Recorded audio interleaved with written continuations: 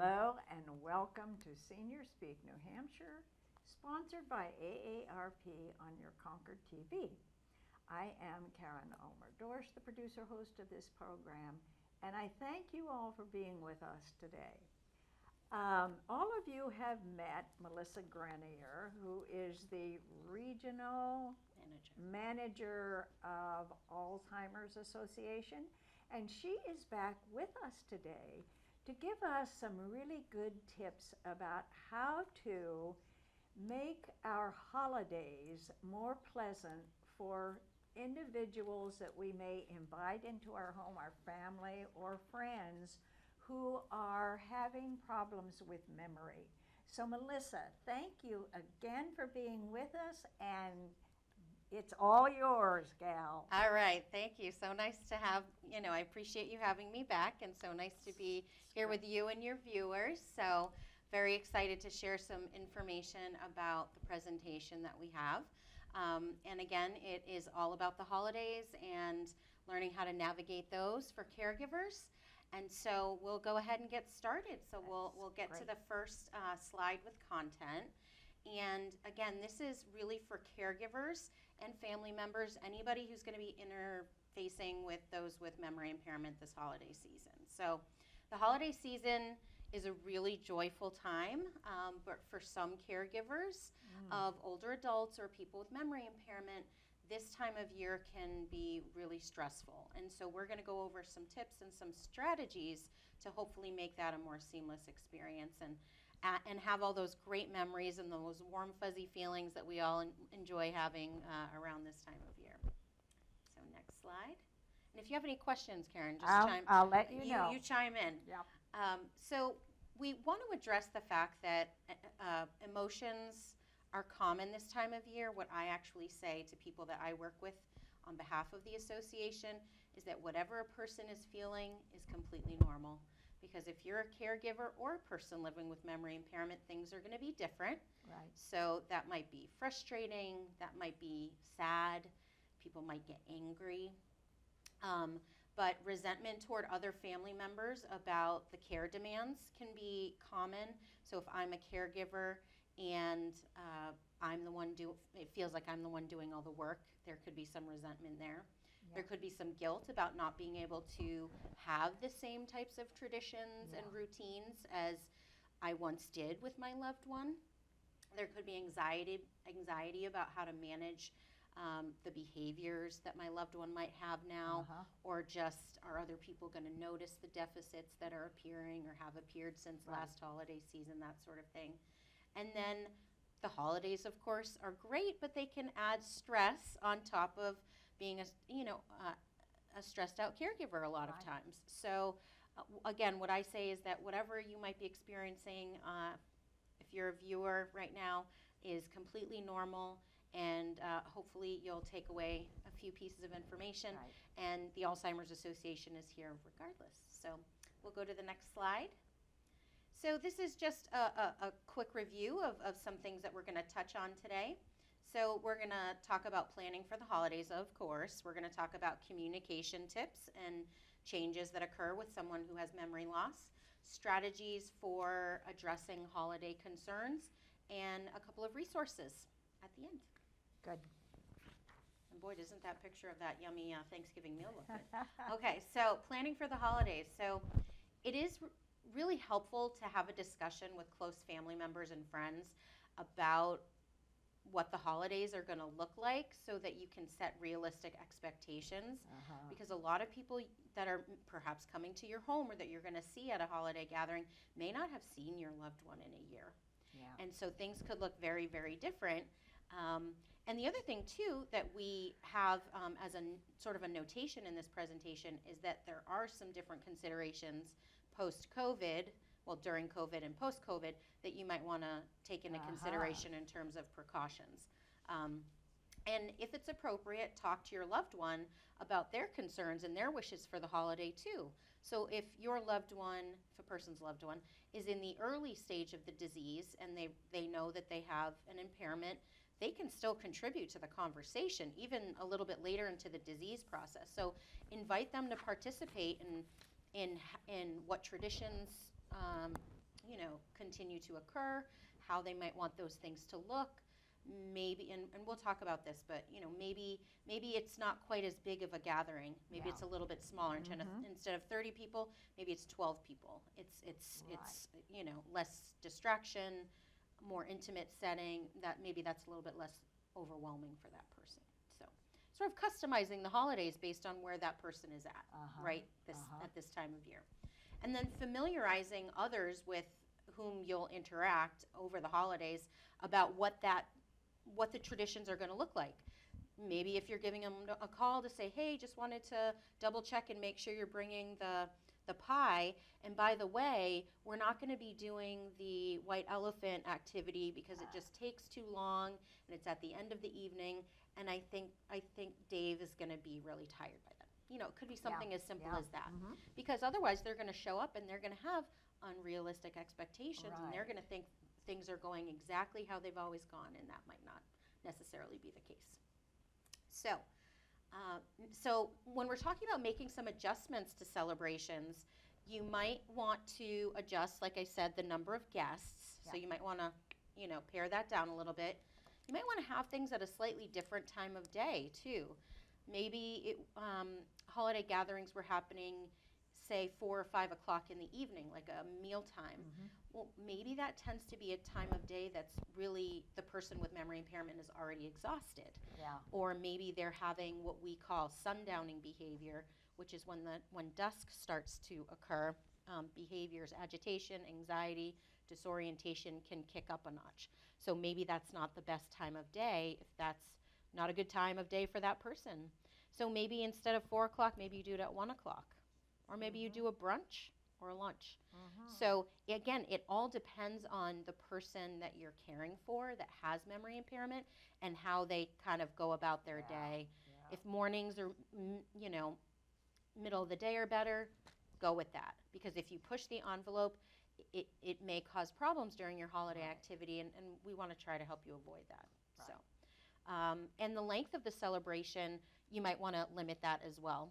I know I have very boisterous, great, wonderful holiday parties, but they can last quite a long time because everyone's catching up and we're talkers and everything. And even if the activity goes a little bit on the longer side, like it usually does, making a plan for that person to be able to leave or go to a quieter space earlier than the actual end of the party, because otherwise it's likely that they'll be exhausted. They may exhibit some tough behaviors because of that. So again, just want to take those things into consideration. I like the idea of having a buddy or buddies to sort of take shifts and kind of be a partner in crime, so to speak, with that person, so that you can take turns. If you and I are at a party helping my dad, then I can hang out with him for 30 minutes, and then I can go schmooze with people and grab some dessert, and you can hang out with him. And that way he's spending time with different people as well, but we all get a chance to enjoy the party or whatever, dinner or activity, that sort of thing. And then again, providing a quiet space for that person if they get overwhelmed is really, really important. I think so. It's probably good for anybody too, even if there's kids around or new parents, that sort of thing. So when we're talking about preparing your guests, I mentioned before in the example of calling someone to make sure they were bringing what they said they were going to bring, providing an update about your loved one. And if you haven't talked to anybody in your family or in your network about the changes, maybe they're brand new changes, maybe this is the first holiday that these changes have occurred, you don't need to get into a lot of detail. You can get into actually as much detail as you want, but you could just say something like, well, Dave was diagnosed with dementia a few months ago, and his short-term memory isn't as good as it used to be, and sometimes he has a hard time finding words, but generally everything else is pretty much the same, but just wanted to give you the heads up that those are a couple changes that you might notice.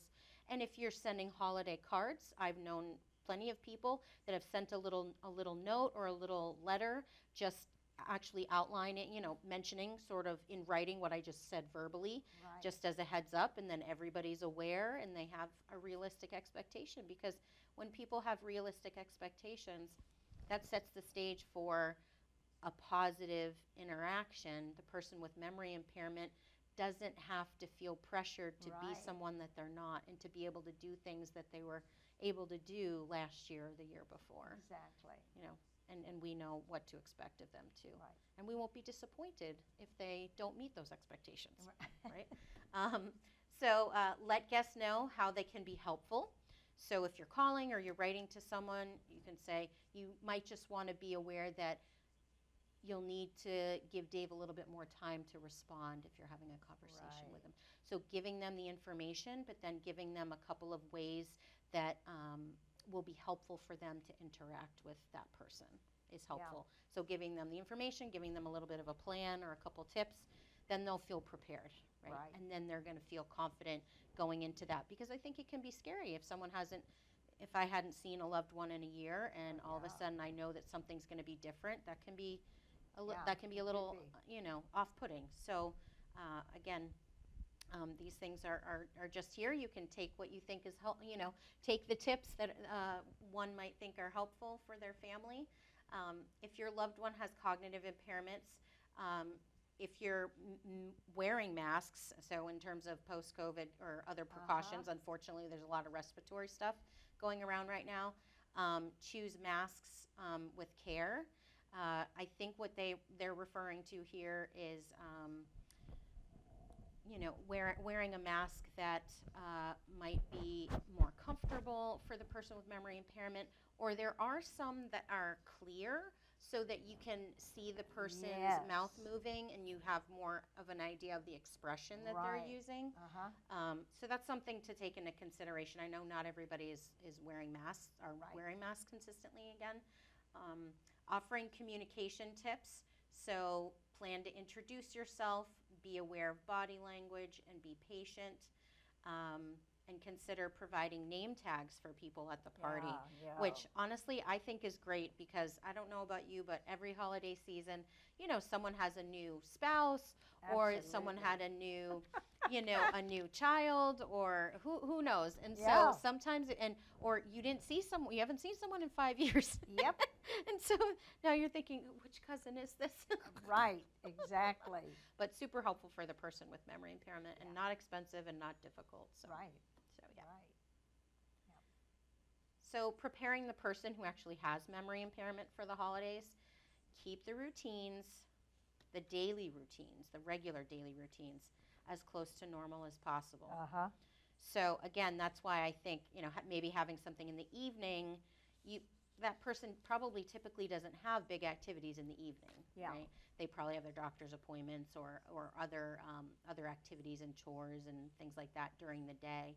So I would recommend that people consider having their get-togethers a little bit earlier in the day. That's generally my suggestion, but everyone knows their loved one best. Ensure that the person has adequate rest and that they're hydrated and that they've had a snack. If someone is going to a church service, you know, a faith-based service, making sure that their loved one has had something to eat, so that they're not getting, so that they can stay focused, right, as much as possible. Because those basic needs, if someone is thirsty or hungry or they're exhausted, it's going to make it really hard to focus on anything, whether it's a gathering or a service or anything else. So showing photos or arranging a call with expected guests prior to the gathering can be helpful. So that, I mean, depending on the size of the party, that might be quite an undertaking. But if it's a small party and, you know, my dad, Dave, hasn't seen, you know, a couple of cousins and they're coming, maybe we could do a quick Zoom and just check in. And that way, when they show up in a few weeks, it's not like they haven't seen each other in a year.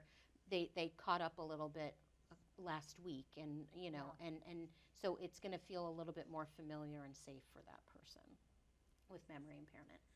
And again, just involve the person in holiday preparations as it seems appropriate to do so.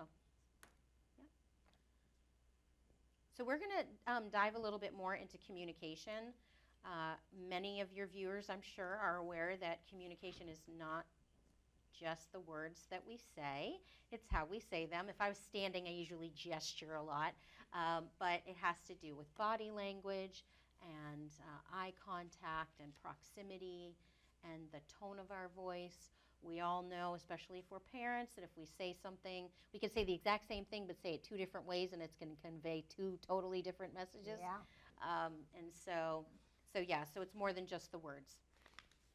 So we'll go to the next slide.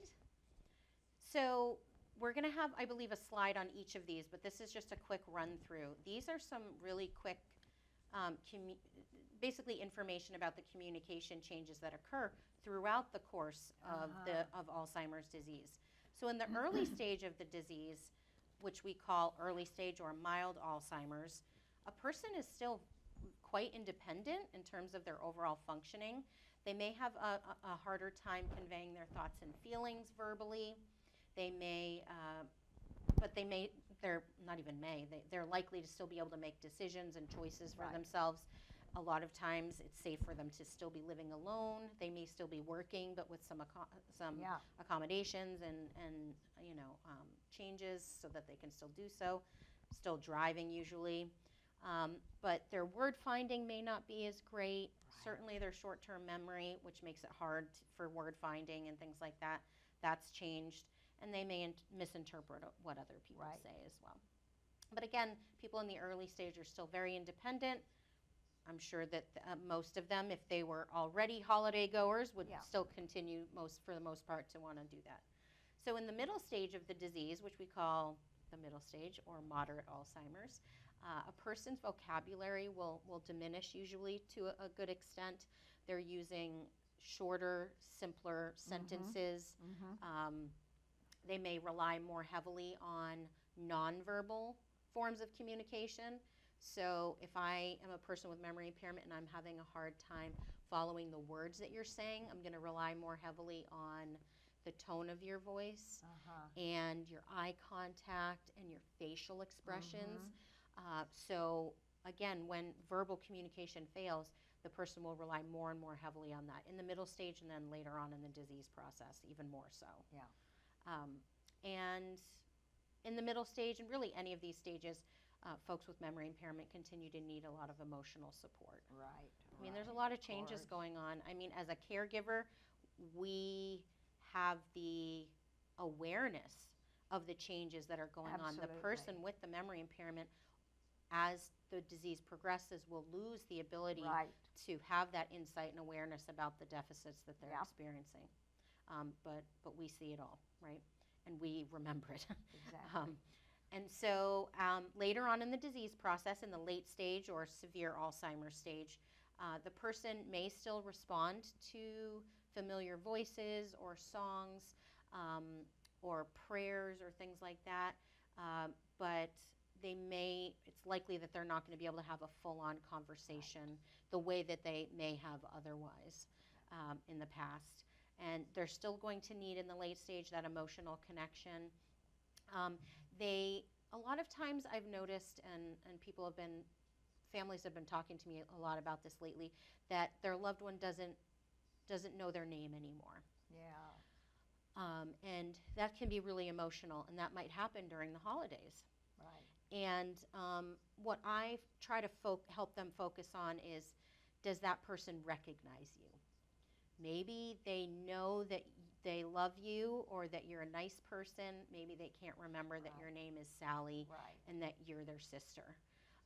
And I can't tell someone to, not feel bad about that. It's heart-wrenching. All the more reason to have name tags. All the more reason to have name tags, yes. Such a simple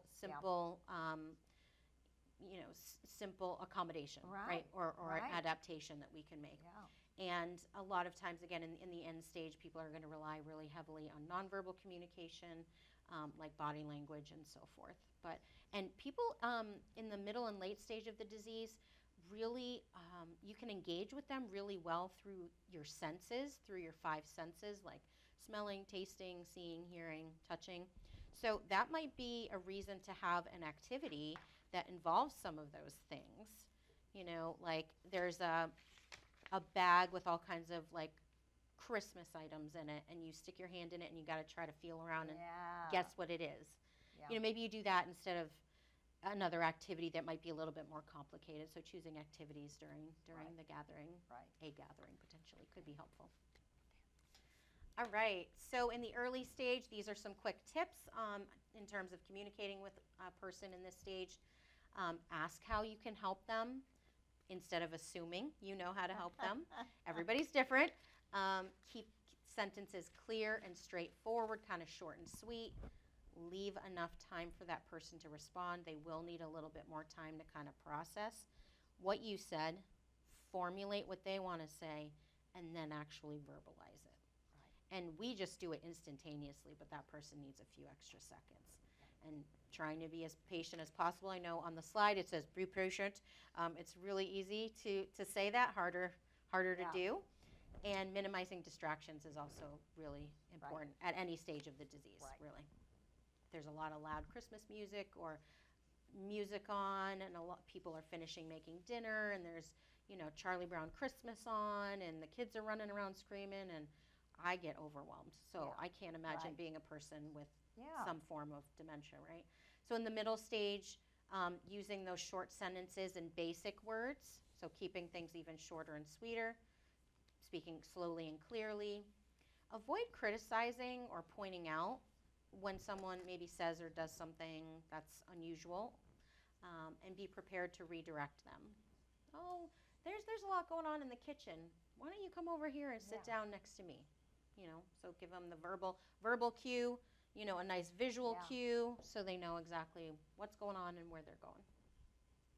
So in the late stage, keep talking to the person. Even though their vocabulary is quite diminished, they may not be able to talk a lot anymore. Still talk to them. Tell them a joke. Tell them how your day was. Tell them what their day is going to look like. Because it's hard for researchers and it's hard for us to know exactly how much they're understanding because they can't verbally communicate it. So we always encourage people to still engage with them. So using the 5 senses, really focusing on making the person feel safe and happy and content, and continuing to bring respect to the conversation. Really focus on dignity and respect. So, especially the holidays. What better time to show our loved ones how much we care and respect them, right? So some common holiday concerns: home safety. So there's going to be maybe decorations around. There's going to be more people around. Different things like that. How is gift giving going to look this year?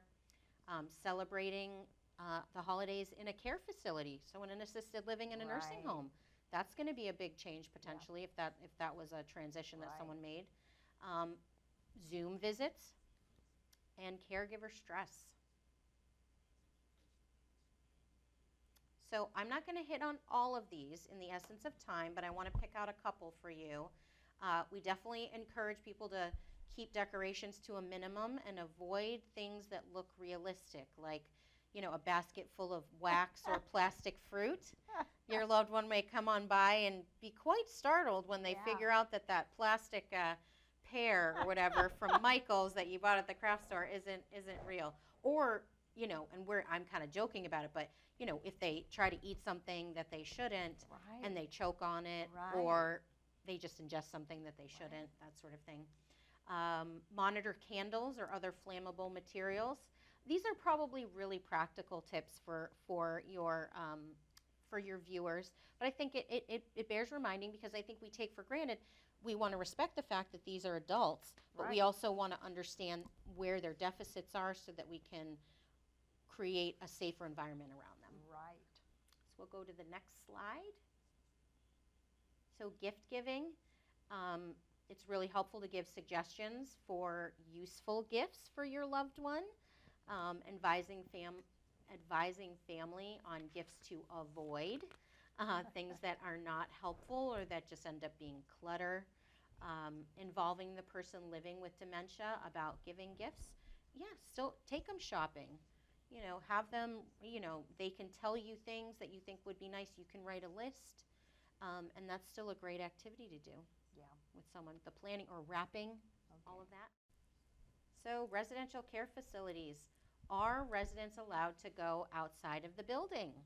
A lot of times that is possible, but it really depends on the facility and the abilities of the person with memory impairment.